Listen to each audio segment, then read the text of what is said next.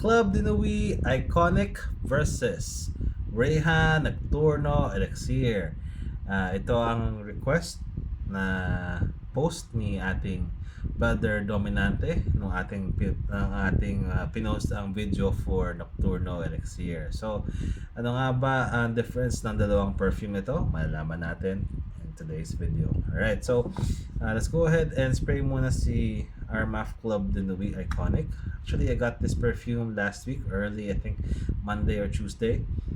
Okay, let's spray tayo dito sa left wrist.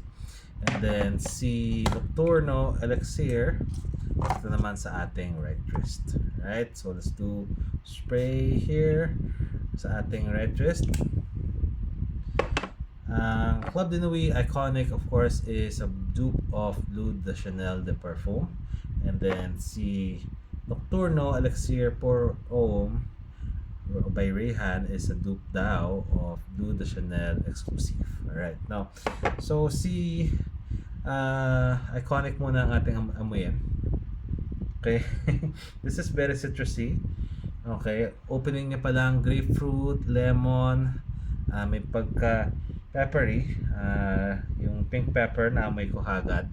And then may woody notes na amber, and then as well as sandalwood and cedar. Alright, pero naamoy ko rin yung medyo jasmine ng konti and ginger. Alright, now si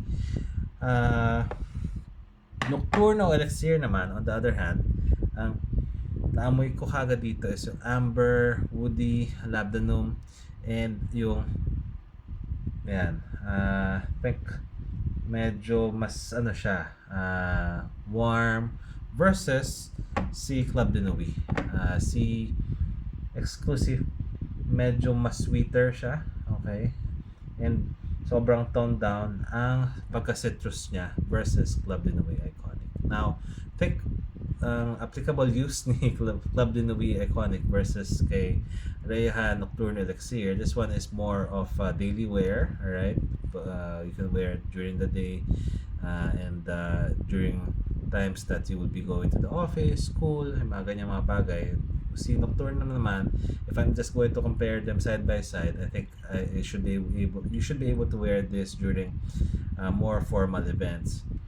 And so, pwede rin naman sa office, pwede rin sa school, pero this is more of your something that you can wear on a night when you go out on a date or a dinner, alright, versus si Club Dinawi na more of your lunch date or your daily wear na gagamitin mo for office and school. Alright, so yun lang. I think preference wise, okay, I think I should be able to